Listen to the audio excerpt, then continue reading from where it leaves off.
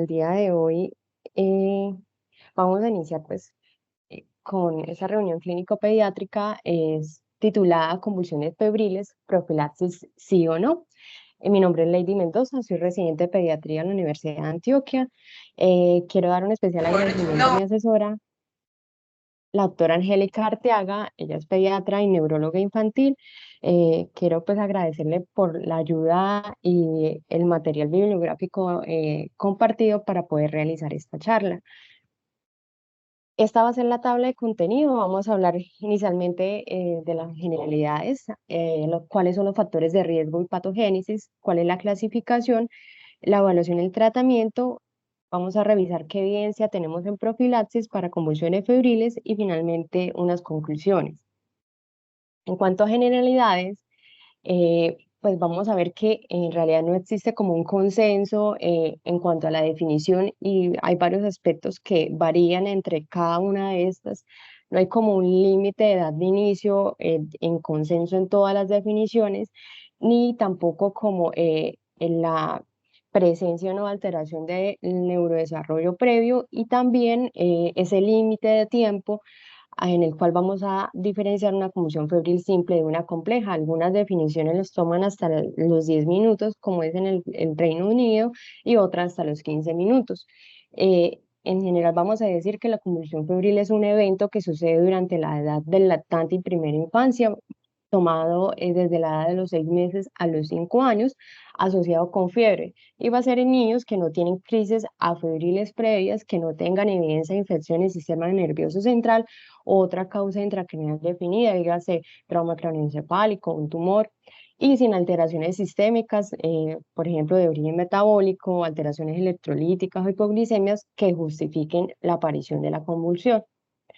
Eh, Como decía, hay que tener en cuenta que los límites de edad de inicio pues van a variar, incluso organizaciones como la ILAE toman a partir del mes de vida la definición de convulsión febril en un niño que no tenga antecedente de convulsiones neonatales. Un límite, dar el diagnóstico pues, de convulsiones febriles antes de los 3 meses de edad es excepcionalmente raro y solo pues se va a decir que pudo ser una convulsión febril si se hace una investigación exhaustiva y se descartan unas otras causas en conjunto con neurología pediátrica. Muy importante que los niños, muy pocos van a tener su primera crisis febril después de los 5 años. Ahí tenemos que tener este grupo si sucede la primera convulsión después de los 5 años, como en el radar, para evaluar que no vaya a ser otro diagnóstico. En cuanto a la fiebre, también pues vemos que no se requiere como un umbral de fiebre definido para precipitar la crisis, ya que puede variar entre cada paciente. Hay algunos que tienen un umbral que dispara la fiebre, de fiebre que dispara la convulsión un poco más bajo. En la práctica clínica se usa como definición de fiebre una temperatura igual o mayor a 38. Y también es muy importante que la fiebre puede provocar crisis que no son epilépticas, como presencia de desmayos o delirio febril. En cuanto a la epidemiología, la convulsión febril va a ser el trastorno convulsivo más frecuente en la edad pediátrica. Se describe una incidencia en países occidentales que va del 2 al 5%. En la población asiática, incluso en las estadísticas, ellos tienen una incidencia más alta de un 5 a 10%. Se dice que hay una incidencia anual de 460 casos por cada 100.000 niños menores de 4 años y el pico de incidencia va a ser con una media de 18 meses que varía entre los 9 meses a 20 meses de edad. El 90% se dice que ocurren antes de los 3 años de vida y se ha visto también un ligero predominio en el sexo masculino, una relación de 1.6 por cada un caso en mujeres y más, digamos, esta diferencia en niños que sean de raza negra que de raza blanca. En cuanto a factores de riesgo y patogénesis, entonces se han descrito varios factores de riesgo. El más como importante y que se menciona más es el antecedente familiar. Se describe que hasta un tercio de los niños con convulsiones febriles tienen un antecedente familiar positivo. El riesgo, si hay un familiar de primer grado con el antecedente, va desde el 10 al 33%. En gemelos monocigotos se ha visto incluso una una relación, pues una concordancia hasta un 69% de los casos. Se han descrito como diferentes patrones de herencia que van desde una herencia autosómica dominante con penetrancia variable hasta pues que sea de origen poligénico, y se han descrito también algunos genes muy específicos como factor de riesgo para convulsiones febriles. En cuanto a la prematurez, se describe que estos niños tienen mayor riesgo, sobre todo aquellos que recibieron corticoides postnatales.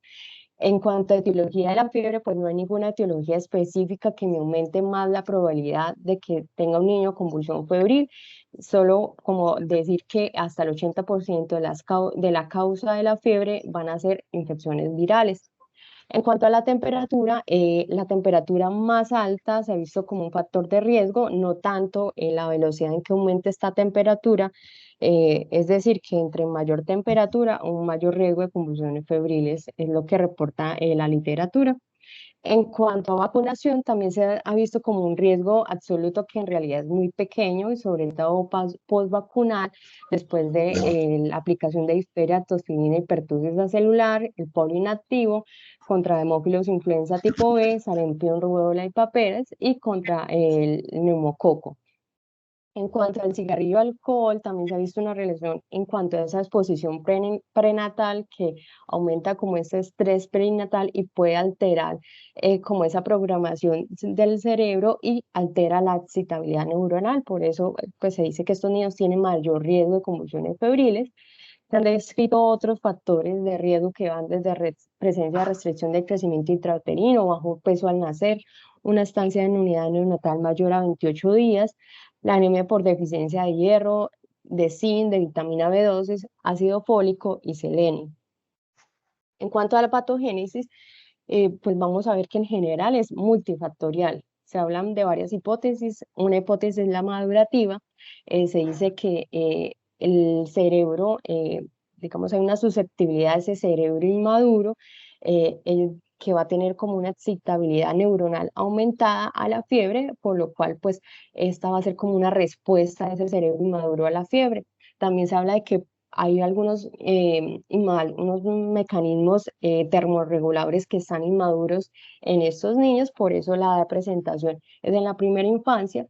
También se habla de una hipótesis inmunológica donde hay un desequilibrio entre las citoquinas pro y antiinflamatorias que se ven pues durante un cuadro febril. Esto sumado a una predisposición genética y los factores ambientales, como vimos anteriormente, me van a llevar a que el niño pues, pueda presentar una convulsión febril.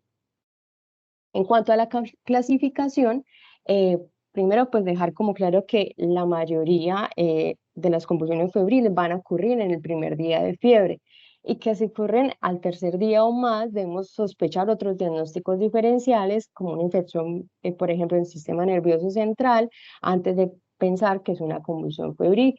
Entonces vamos a dividir la convulsión febril en tres tipos: convulsión febril simple, compleja y el estado epiléptico febril. En su mayoría van a ser convulsiones febriles simples, hasta en un 85% de los casos. Esta se caracteriza porque es generalizada, puede ser tónico-clónica, tónica o clónica. Su duración va a ser desde segundos hasta menos de 15 minutos, y no va a recurrir dentro de las 24 horas después de la primera crisis febril, ni dentro del mismo cuadro febril. En la convulsión compleja puede ser como listada por alguna de estas características, entonces que sea focal o de inicio focal, o que tenga una duración mayor de 15 minutos, o que pueda recurrir en las primeras 24 horas o dentro del mismo cuadro febril. También se han descrito como otros hallazgos en las convulsiones febriles complejas, como es un periodo posictal prolongado, o que veamos una alteración neurológica posterior, como una hemiparesia en la parálisis de TOT. Entonces ahí podríamos ir pensando en una convulsión febril compleja. Ya el estado epiléptico febril se describe hasta en un 5% de los casos son convulsiones febriles. Acá el inicio puede llegar a ser generalizado o puede ser focal. Aquí lo que define es una convulsión continua o intermitente sin recuperación de la conciencia y que sea mayor a 30 minutos. Bueno, hay otro concepto que pues tenemos que aclarar y ver si es correcto usar o no, y es el de convulsiones febriles simple plus, que a veces en algunos lugares vemos este término. Este término deriva de este estudio. Este estudio fue publicado en el 2013, titulado como convulsión febril plus, más de una convulsión febril en 24 horas.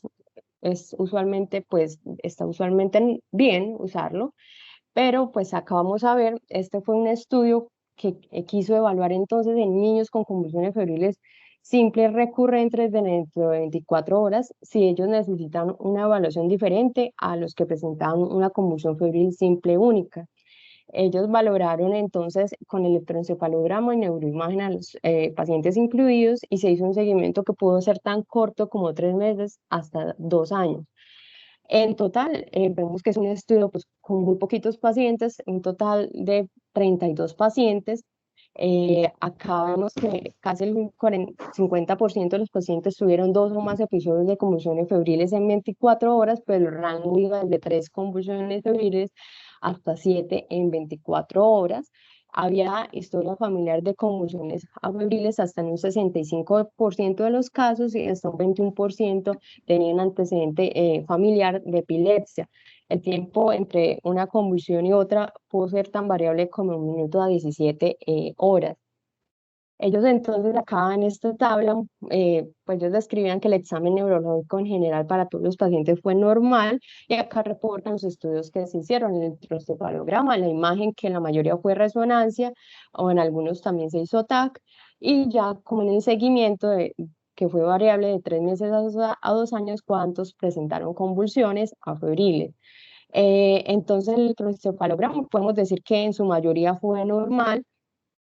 Acá describían como algunos hallazgos, pero fueron como en relación como a ese posictal inmediato. Son acá como un patrón electroencefalográfico que se ha visto asociado con algunos tipos de epilepsia, pero finalmente, pues digamos, acá este niño no tuvo convulsiones afebriles. En total hubieron 3 casos de convulsiones afebriles en el seguimiento. Entonces, pues ellos decían que al tener estos niños esos exámenes, electroencefalograma y neuroimagen normal en un inicio, que podría ser justificado evaluarlos igual que en una convulsión febril única.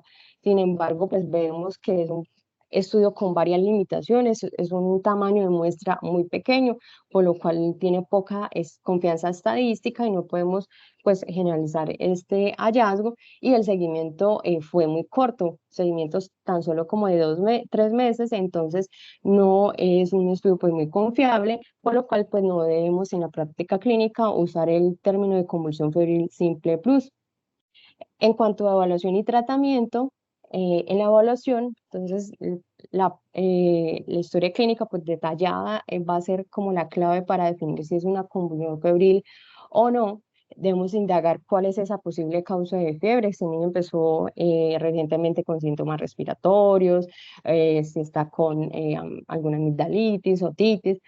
Evaluar cuál es esa relación entre el inicio de la fiebre y la convulsión. Como decía, no es lo mismo tener una convulsión al tercer, cuarto día de fiebre, así la presenta al inicio de la fiebre, que es lo típico en una convulsión febril. Debemos describir bien cómo fue esa semiología de la crisis, qué tipo de movimientos hizo, cuánto duró, cómo fue ese periodo posictal, con qué se caracterizó. Indagar si el niño tuvo alguna enfermedad reciente o uso de antibióticos recientes. Evaluar también la vacunación, tanto cómo está ese esquema, si recibió vacunación reciente. Evaluar posible exposición a tóxicos, y que ese pues sea el desencadenante de la convulsión, y muy importante los antecedentes personales y familiares también, tanto de convulsiones febriles como afebriles. En el examen físico, pues tenemos que hacer una monitorización continua inicial de los signos vitales, un examen neurológico completo que incluya fondo de ojo para evaluar signos de hipertensión endocraneana, el papiledema, evaluar los signos meningios, y muy importante también en piel, revisar si hay algún signo neurocutáneo que me pueda sugerir una causa subyacente, como por ejemplo pues, las manchas lipocrómicas en hoja de fresno con la esclerosis tuberosa, o la mancha en vino de Oporto en la región del trigémino, que se relacione con el síndrome Sturge-Weber, o la presencia de manchas café con leche en la neurofibromatosis. Pues si vemos alguna como lesión de estas en piel, pues me indica más de que sea una convulsión que probablemente haya sido facilitada por fiebre y no una convulsión febril. En cuanto a las pruebas diagnósticas, es como una tablita resumen que me indican cuáles pacientes vamos a hacer estos estudios. En general, pues para las convulsiones febriles simples no se requiere como a estudios. La punción lumbar, ¿en quiénes las vamos a realizar? En aquellos que tengamos una sospecha clínica por examen físico de meningitis. En general, a todos los niños menores de 6 meses, como dijimos, pues este rango de edad se sale en lo normal de una convulsión febril. Y muy importante acá descartar que no sea una infección del sistema nervioso central. Realizarla también en los pacientes menores de 12 meses con vacunación incompleta o desconocida contra hemófilos o influenza tipo B o neumococo, si tuvo reciente uso de antibiótico, por lo que se puede llegar a enmascarar, no tener una clínica tan florida, una infección en el sistema nervioso central. Aquellos niños que se presenten con estado epiléptico febril, pues una convulsión que dure más de 30 minutos. Otros autores describen que en general, sin importar cómo es el esquema de vacunación, en todos los niños menores de 12 meses, y muy importante acá, pues en convulsiones febriles que aparecen luego el tercer día, que como lo dije, pues se sale del patrón normal. El electroencefalograma lo vamos a realizar en aquellos pacientes que sospechemos un estado epiléptico no convulsivo, y hay que considerarlo en aquellos que tengan retraso en el neurodesarrollo, antecedente familiar de epilepsia, convulsiones febriles complejas o un estado epiléptico febril. En cuanto a la neuroimagen, vamos a realizarlo en aquellos pacientes que tengan signos de focalización o que tengan signos pues, que me sugieren un aumento de la presión intracraneal o un aumento en el perímetro cefálico. Pues, vemos como una alteración en ese examen físico, o en aquellos que tengan una sospecha que tenga alguna alteración estructural que desencadene la convulsión, o que tengamos como la sospecha de un trauma encefalocraneal.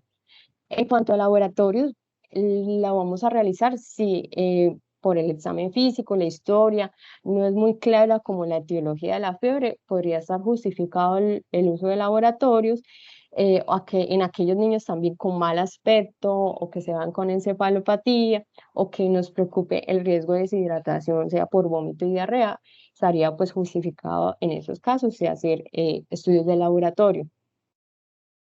En cuanto al diagnóstico diferencial, entonces vemos como una variedad de diagnósticos que tenemos que tener en cuenta.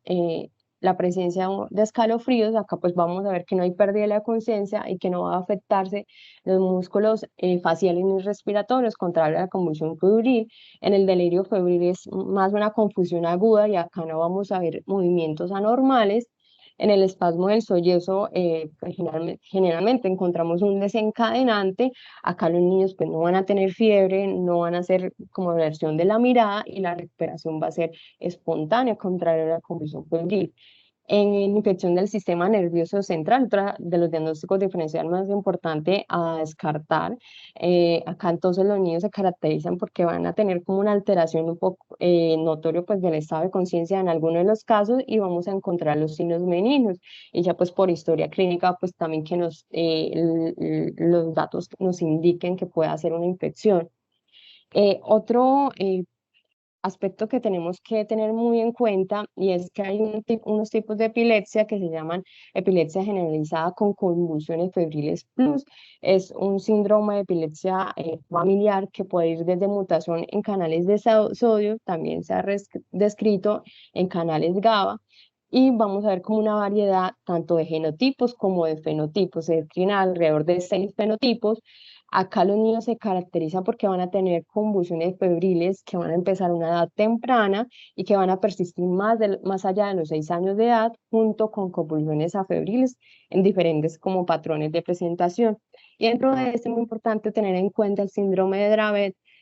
Acá se caracteriza pues por una mutación que en el 90% de los casos se reporta para este gen que codifica pues para los canales de sodio, Acá entonces estos niños van a tener unas crisis desencadenadas por fiebre frecuentes antes del primer año de vida en un niño pues que previamente venía sano, con neurodesarrollo normal y que posteriormente, a partir del primero o segundo año de vida, van a tener crisis afebriles de diverso tipo, desde ausencia, mioclónicas, tonicoclónicas, va a ser como muy variable y se empieza a ver también una alteración en el neurodesarrollo posterior a esta edad.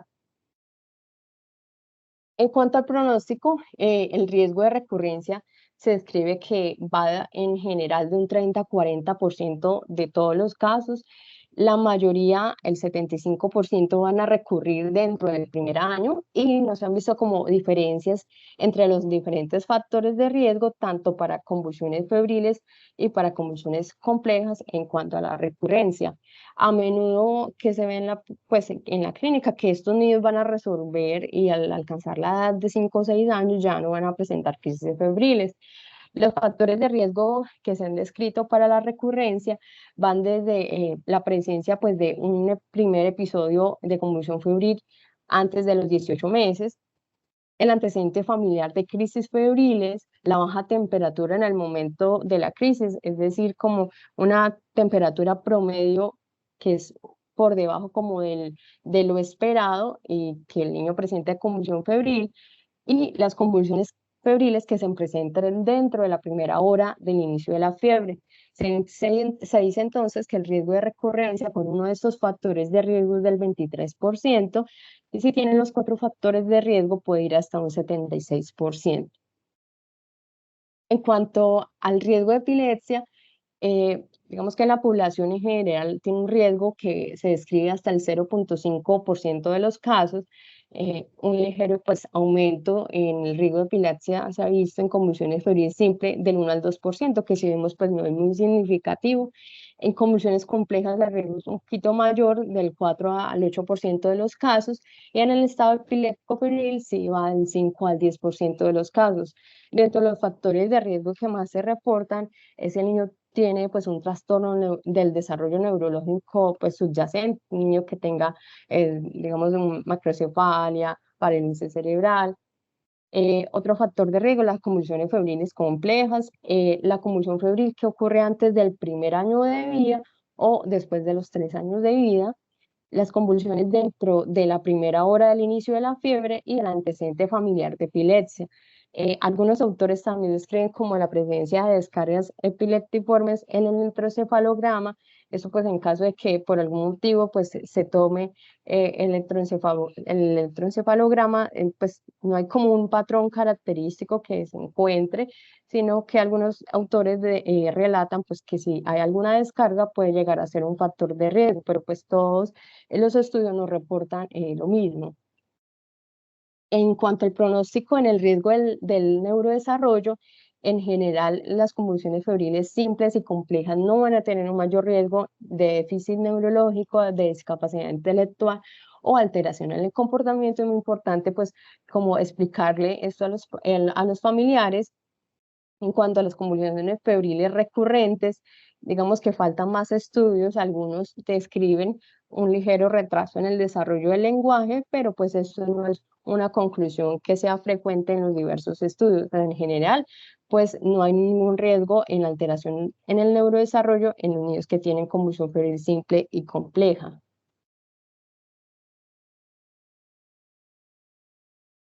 En cuanto al manejo, entonces vamos a tener unos fármacos anticrisis que vamos a usar cuando hay una crisis que dura más de 5 minutos. La primera línea van a ser las benzodiazepinas, que podemos repetir hasta 2 dosis separadas por 5 minutos, y las más usadas pues va a ser el diazepam o el midazolam. La dosis en general para las dos es de 0,2 miligramos por kilo. Y ya en segunda línea vamos a usar el fenobarbital o el levetiracetam y el ácido valproico. Acá muy importante como aclarar que en un niño que se presente con convulsiones febriles no debemos usar fenitoína. La fenitoína es un medicamento que inhibe los canales de sodio. Como vimos, hay algunos tipos de epilepsia en que hay una canalopatía de sodio, por lo cual si usamos este tipo de medicamento, podemos hacer que la crisis sea refractaria y tener mayores riesgos de arritmias, por lo cual pues se desaconseja, una recomendación sería no usar la fenitoína de entrada en estos niños. Debemos también pues manejar la causa subyacente de la fiebre, entonces vamos a hacer como un tratamiento dirigido de acuerdo a cuál es esa etiología y el uso de antipiréticos como para el confort del paciente. En cuanto a criterios de hospitalización, pues en general la mayoría de pacientes solo van a requerir como una observación corta en urgencias y no van a necesitar una hospitalización. Vamos a hospitalizar a aquellos niños que tengan una infección grave o convulsiones prolongadas o focales. Si tiene alguna alteración neurológica focal o prolongada, también al examen físico. Si vemos que esa recuperación, ese postictal es muy tardío, muy demorado, o si necesitan algún soporte respiratorio continuo. Muy importante en todos los casos la orientación a la familia, hay que pues tratar de bajar la ansiedad, educarlos sobre la naturaleza benigna y autolimitada de las crisis febriles simples, como vimos pues anteriormente, y muy importante educar a estos papás y entrenarlos en cuáles son las medidas de seguridad y primeros auxilios que van a hacer en casa ante una convulsión febril. Entonces, siempre pues se recomienda la posición de cúbito lateral izquierda.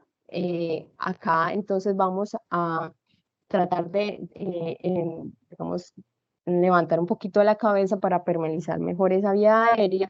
Se describe también la posición de la pierna derecha en ligera flexión, y muy importante pues que la familia, el que esté pues alrededor, mantenga la calma en lo posible, retire como los objetos con que se pueda lastimar el niño, tome el tiempo de la convulsión en el momento de inicio, vea bien esas características de la convulsión y si dura más de 5 minutos, ahí la indicación pues es en la consulta al servicio de urgencias.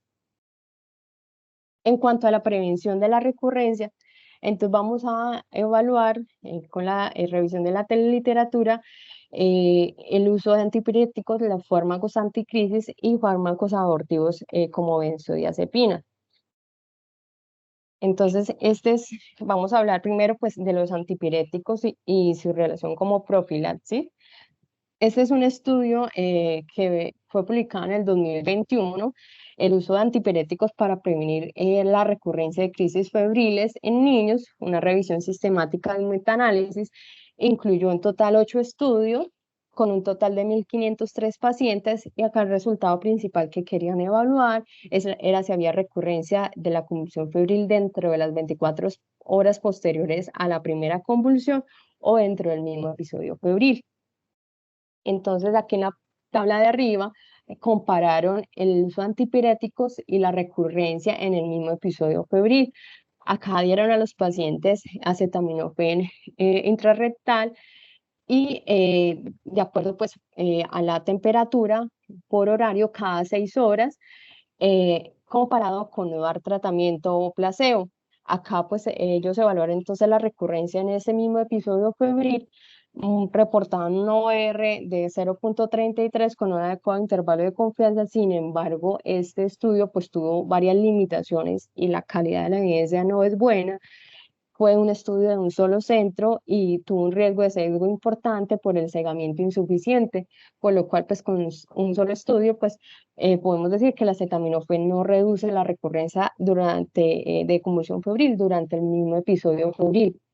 Acá en este estudio de abajo incluyeron pues para el metaanálisis 2 ensayos clínicos que evaluaban el uso de antipiréticos, sea diclofenaco o ibuprofeno, y la recurrencia de convulsiones febriles en episodios febriles distantes a ese inicial. Entonces acá vemos como el resumen de OR, como en la medida de resumen, que va de 0,57 a 1,48. Me toca pues la unidad, por lo cual acá pues el resultado no es estadísticamente significativo. Entonces, por lo cual se dice que se puede decir que el diclofenaco y ibuprofeno no va a reducir la recurrencia en diferentes episodios febriles. En este otro ensayo, acá evaluaron el uso de antipiréticos con dosis diferencial y cuál era la recurrencia de convulsión febril en el mismo episodio febril. Entonces acá compararon el uso de acetaminofén oral dado por horario comparado con darlo solo de forma esporádica si había fiebre. Acá entonces vemos que tuvieron una OR de 0,75, pero con un intervalo de confianza que atravesaba la unidad, por lo cual pues no es un estudio que tenga una significancia estadística y no se vio pues relación de que la acetaminofén reducía la recurrencia temprana de convulsiones febriles. Entonces, como conclusión, pues con este estudio podemos decir que no hay evidencia suficiente para respaldar el uso de antipiréticos para prevenir las convulsiones febriles. Este otro estudio fue una revisión, un metaanálisis de Cochrane reportado en el 2021 que querían evaluar los diferentes manejos para profilaxis de convulsiones febriles, desde antipiréticos hasta fármacos anticrisis. En total incluyó 32 estudios. El resultado principal era evaluar ese riesgo de recurrencia y cuáles eran los efectos adversos secundarios registrados por el uso de medicamentos. Entonces acá vamos a mostrar como las tablas que resumen y en los cuales se vio como una evidencia significativa en los diferentes medicamentos. El primero es el diazepam oral o rectal intermitente. Acá fue comparado con placebo o no dar tratamiento. Vemos que entonces acá los diferentes tiempos de observación y evaluaron si hubo recurrencia de las convulsiones febriles. Y vemos que desde los 6 meses hasta los 48 meses, tuvo una RR pues que fue adecuado con un intervalo de confianza a favor de la intervención y ya a nivel de los 60 meses pues no se vio como un efecto, por lo cual pues la reducción significativa del riesgo de convulsiones febriles fue vista en este estudio con el uso de diazepam oral o rectal intermitente durante el seguimiento, excepto pues acá ya a los 5 o 6 años de edad, donde no hubo un efecto. Se calculó un número necesario a tratar que osciló entre 5 a 14 pacientes para prevenir una convulsión febril. En este otro estudio evaluaron el uso continuo de fenobarbital versus placebo o no dar tratamiento. Acá encontraron una reducción pues, de riesgo significativo evaluada a los 6 meses, 12 meses y 18 meses. La evaluación a los 18 meses, acá pues no encontraron una disminución del riesgo y ya más de los 24 meses pues no hubieron estudios y el único que hubo pues como la calidad de la evidencia fue muy baja. En general, entonces, acá se encontró que hubo una reducción significativa del riesgo de convulsiones febriles recurrentes con el uso de fenobarbital continuo a los 6, 12 y 24 meses.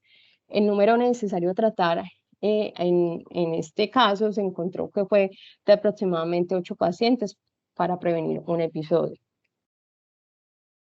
Acá entonces evaluaron como el uso de valproato de sodio de forma continua versus placebo o no dar tratamiento. Acá entonces encontraron a nivel de los 18 meses que una reducción en el riesgo con el uso de valproato comparado con placebo. Ya en los siguientes, en los meses pues como anteriores y posteriores, en general hubo muy pocos estudios y la calidad de la evidencia no fue muy buena en estos estudios. Acá entonces se concluye que el valproato redujo la recurrencia a los 18 meses, pero no pues en los meses nombrados previamente y la calidad pues acá en este estudio pues de la evidencia fue muy baja. También aquí evaluamos entonces los efectos adversos presentados con los diferentes fármacos. Eh, por cada estudio, acá describían como qué tipo de efectos secundarios presentaron de acuerdo al medicamento que usaron en cada estudio. En resumen, se encontró que hasta el 30% de los niños que fueron tratados con fenobarbital tuvieron cambios en la conducta como hiperactividad o alteraciones del sueño. En uno de los estudios de este autor, en 1985, observaron efectos adversos leves y transitorios en hasta un 36%, sobre todo sedación, en niños que habían sido tratados con diazepam. Y ya acá, pues, como les decía, les mostraba pues las tablas en los que se encontró una evidencia, no se encontró evidencia significativa, un beneficio para el uso de fenobarbital intermitente, fenitoína, la piridoxina, los AINES, también se evaluó el sulfato de zinc, el uso de diazepam rectal intermitente y el valproato intermitente. En los que se dio evidencia fue en los que nombré anteriormente, entonces con el uso de diazepam y con el uso de fenobarbital. Este otro estudio quería evaluar entonces el uso de levetiracetam intermitente para evaluar el riesgo de reducción en la recurrencia de convulsiones febriles en aquellos niños que mostraran alguna descarga epileptiforme en el electroencefalograma. Fue un estudio reportado en el 2018. Acá entonces a todos los pacientes que presentaban convulsiones febriles frecuentes se les hizo un electroencefalograma y a aquellos con alteración en el electroencefalograma se les administró levetiracetam oral de forma intermitente durante el episodio febril con un desmonte que se empezaba a partir pues, de la segunda semana para hacer el retiro completo. Acá entonces, ¿qué encontraron pues, en este estudio? En total fueron 19 pacientes los que incluyó el estudio. Los rangos pues, de edad de presentación, vemos que en un ligero predominio, la mayoría de las presentaciones de convulsión febril fueron después de los 18 meses. Acá están para las simples y las complejas. La frecuencia de convulsiones febriles antes de la intervención. En las convulsiones febriles simples iba de una frecuencia de 2 a 10 convulsiones con una media de 3, y en las convulsiones febriles complejas el rango iba de 3 a 7 convulsiones con una media de 4.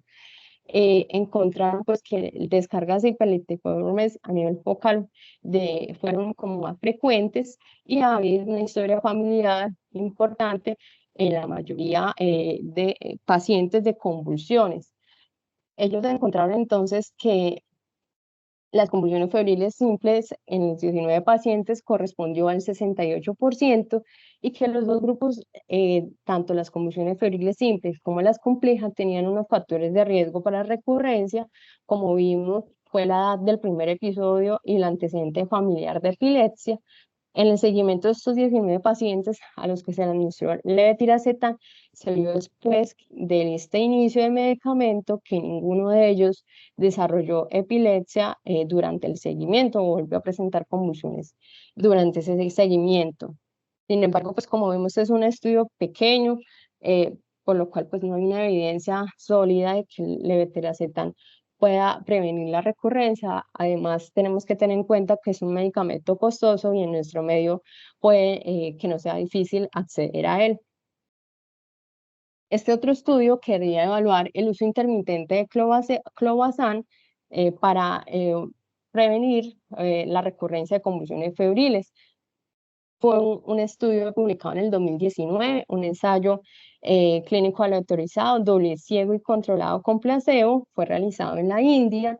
Acá entonces incluyeron niños de 6 meses a 5 años con una o más convulsiones febriles y un electroencefalograma normal. Ellos usaron esta dosis de clobazam en 87 de los pacientes comparado con 89 de pacientes que recibieron placebo. Evaluar entonces el riesgo pues, de recurrencia y en un seguimiento por 12 meses para evaluar cómo se comportaron después del inicio del clobazam. Acá entonces en esta tabla número 2 representa pues la frecuencia de recurrencia de acuerdo al manejo que se le dio a cada grupo.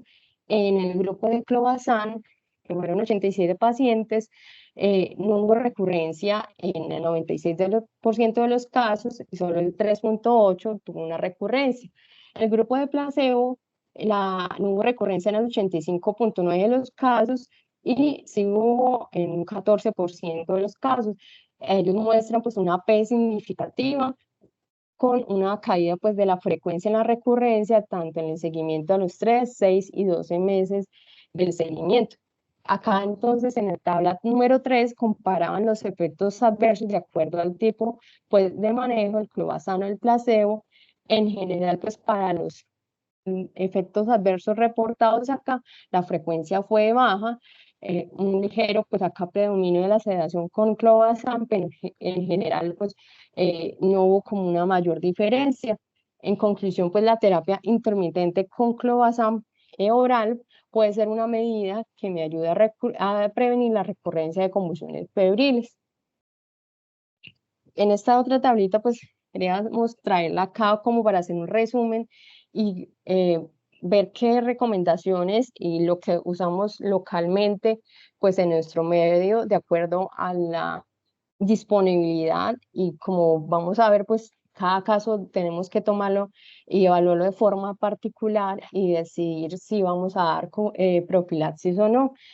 Se puede considerar la profilaxis en pacientes que tienen convulsiones febriles prolongadas, recurrentes, más de 15 minutos, o convulsiones febriles que sean frecuentes en un periodo corto de tiempo, 3 o más en 6 meses o 4 o más en un año. Y muy importante, pues acá, descartar que no vaya a ser algún síndrome de base como el síndrome de Dravet y en niños que tengan una vivienda lejana al centro de atención médica. Pues no es lo mismo tener una familia que vive cerca de un hospital en una ciudad, así es un paciente que vive en zona rural retirada. Entonces, acá pues debemos evaluar cada caso en particular y decidir si vamos a dar profilaxis o no. En general, pues como conclusiones vamos a decir que la mayoría de niños no van a requerir una profilaxis con convulsiones febriles y debemos evaluar entonces cada caso particular como para decir si vamos a iniciar o no. Acá están todos los medicamentos más usados en nuestro medio. Tenemos el fenobarbital, que lo vamos a usar en niños menores de 2 años. La dosis va de 3 a 5 miligramos por kilo día en 1 a 2 dosis. El ácido valproico, sobre todo en niños mayores de 2 años, la dosis va de 20 a 30 miligramos por kilo día en 2 a 3 dosis. Y la idea es usarlo por 12 meses a partir de la última crisis febril. Para la profilaxis intermitente en diazepam, pues en nuestro medio no lo tenemos disponible. Una de las opciones es el clonazepam. Digamos que existen algunos reportes de casos o ensayos muy pequeños que se ha encontrado una evidencia del clonazepam y pues en nuestro medio, en la práctica clínica, en neurología pediátrica, se ha visto una mejoría de esa recurrencia con el uso de clonazepam de forma intermitente vía oral. La dosis es de 0,01 miligramos por kilo dosis cada 8 a 12 horas y lo vamos a usar durante el episodio febril. ¿Cuándo entonces remitir a neuropediatría? Si tenemos una convulsión febril compleja, si es un estado epiléptico febril, aquellas convulsiones febriles que se salen del rango esperado, convulsiones antes de los 6 meses de edad o más de los 5 años de edad, si hay convulsiones afebriles o convulsiones febriles en un niño que tenga alteraciones importantes en el neurodesarrollo o que tenga una enfermedad grave y un antecedente familiar de epilepsia.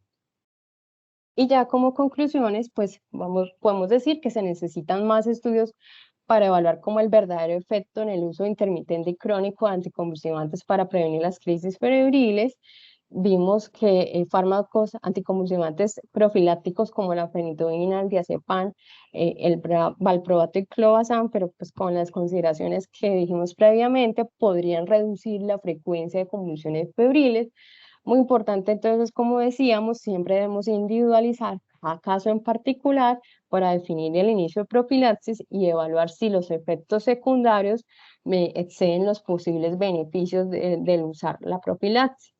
En general, el pronóstico para las convulsiones febriles va a ser bueno, por lo cual es fundamental brindar como todas esas orientaciones claras a los papás sobre cómo manejar la fiebre y cómo hacer esos primeros auxilios en el periodo agudo de las convulsiones febriles. Muchas gracias. Muy bien, le agradecemos mucho a Lady Viviana y abrimos el espacio para que la doctora Angélica Arteaga, neuróloga pediatra y docente del departamento, se dirija a ustedes con unas cortas palabras. Doctora Angélica, muchas gracias y bienvenida. Buenos días, ¿cómo están? Muchísimas gracias, Lady. Realmente me gustó mucho, se te notó la gran tenacidad en la búsqueda bibliográfica, muy buena documentación, muy buen manejo como tal del tema, de la terminología.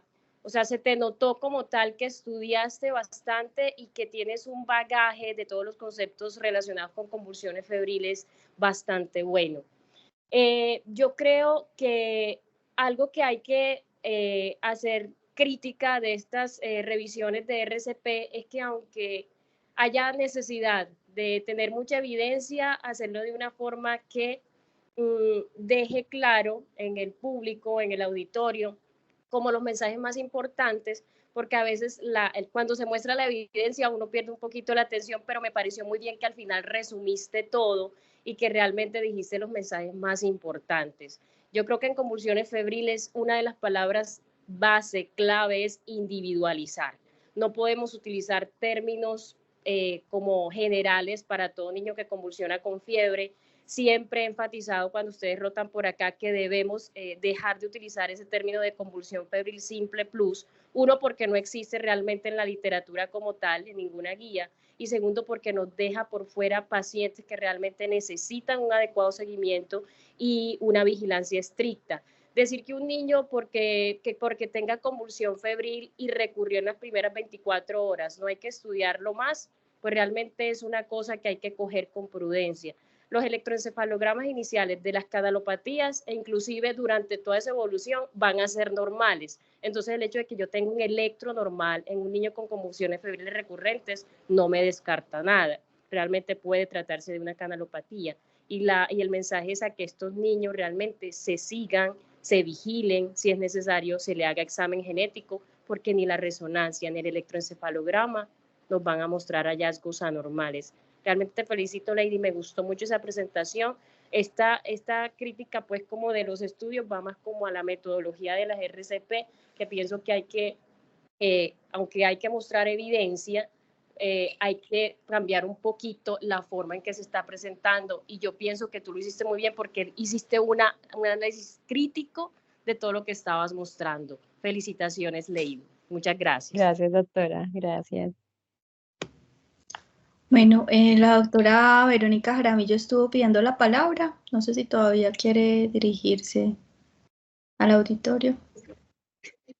Muchas gracias, doctora. No, pues yo iba a decir todo como por el mismo lado de lo que dijo la doctora Angélica. Excelente exposición, muy claros los conceptos, muy buen uso de la terminología de crisis, de convulsión, los fármacos anticrisis.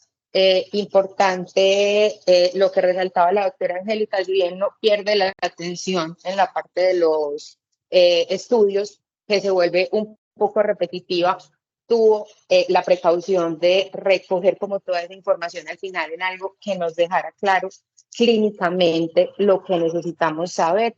Entonces, no, felicitaciones, excelente exposición y muy bien documentada. Muchas gracias. Muy bien, abrimos entonces los micrófonos por si alguien quiere hacer preguntas. Por acá tenemos una pregunta en el chat del profe Edgar Marzola.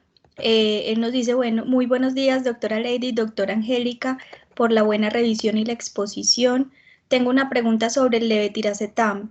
¿No hay estudios en profilaxis o solo lo deberíamos usar para el manejo de la epilepsia? En cuanto a la levetiracetam, en realidad hay pocos estudios que evalúen el uso en profilaxis en convulsiones febriles. Se podría usar en el momento agudo de la presentación, sería como en ese caso. No sé si la doctora me quiere ampliar algo más. Sí, o sea, realmente aunque hay estudios con levetiracetam, no es una recomendación que se esté haciendo actualmente para profilaxis de crisis febriles.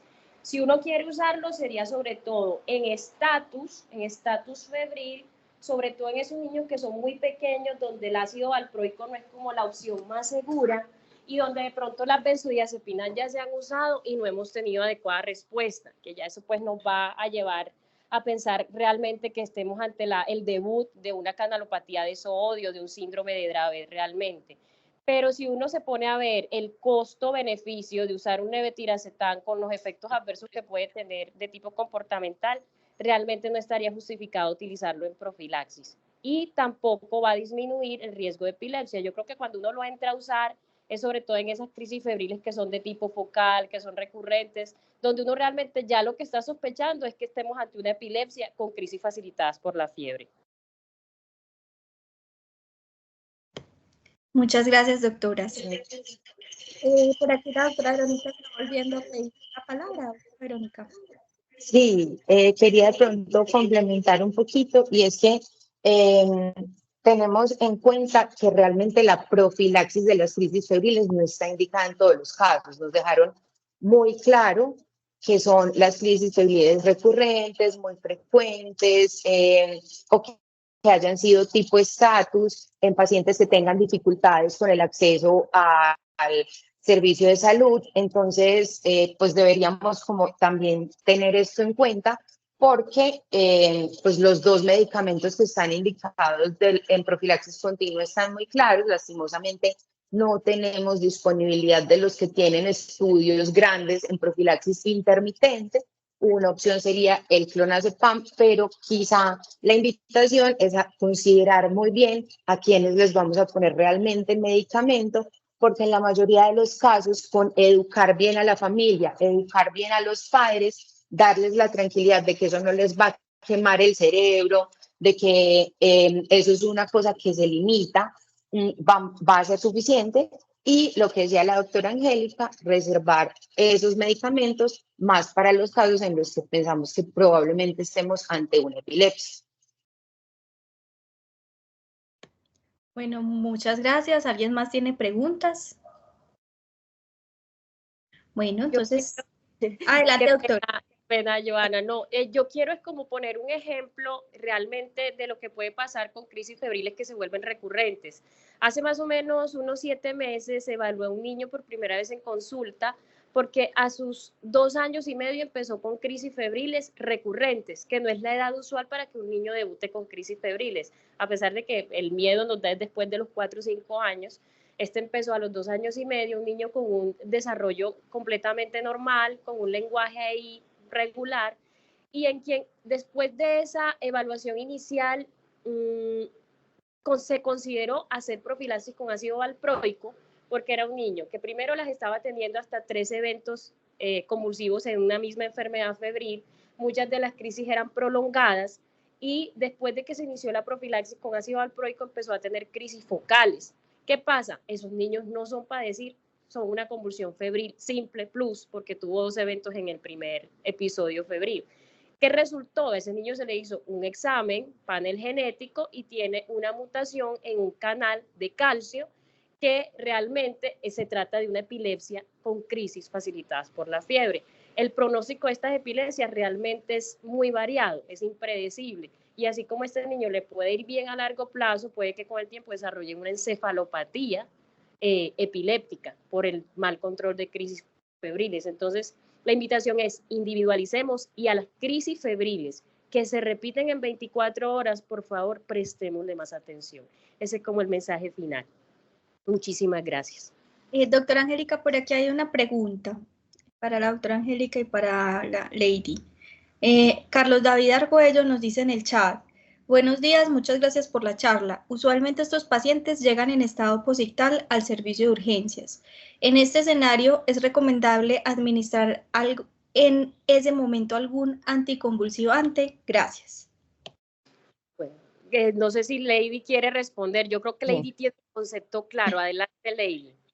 Sí, pues ya si el niño llega en un estado posictal, pues vamos a hacer la observación, vamos a mirar también una de las características que se describían, si el periodo posictal es prolongado, pues ahí vamos como a ampliar como estudios, pero en general si el niño llega ya con un episodio pues ya resuelto, solo vamos a hacer como la observación médica, tratar de identificar cuál es la posible etiología de la fiebre, el uso pues, de antipiréticos más por brindar confort al paciente y pues cómo vigilarlo ya de acuerdo a esa clasificación del evento, si fue convulsión febril simple o fue una convulsión febril compleja o cuál fue como su duración, pues vamos a definir qué estudios adicionales hacemos, pero entrada pues como dar manejo ya posterior como de profilaxis, ¿no? Hay que hacer un manejo pues individualizado de acuerdo como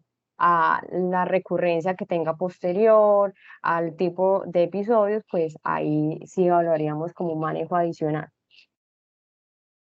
Y adiciono a eso, cuando un niño ya llega en estado posictal, primero si llega a urgencias todavía somnoliento o con un estado neurológico alterado, ya eso es una crisis febril probablemente compleja. Si acabó de convulsionar en urgencias, nosotros no hemos esperado mucho a que pase su periodo posictal normal y le aplicamos una benzodiazepina, lo que estamos es afectando como tal la evolución natural de su crisis. No vamos a saber cuánto demoró el periodo posictal y por lo tanto ya sería tratada como una convulsión febril compleja. Entonces ahí estaríamos de pronto complicando un poco más el abordaje de ese paciente y no vamos a saber exactamente cuál iba a ser la evolución. Bueno, muy bien. Le agradecemos mucho a la doctora Angélica, a Lady y a todas las personas que nos acompañaron en la reunión. Siendo las 8 de la mañana, damos por finalizado el espacio. Felicitaciones a todos y que tengan buen día.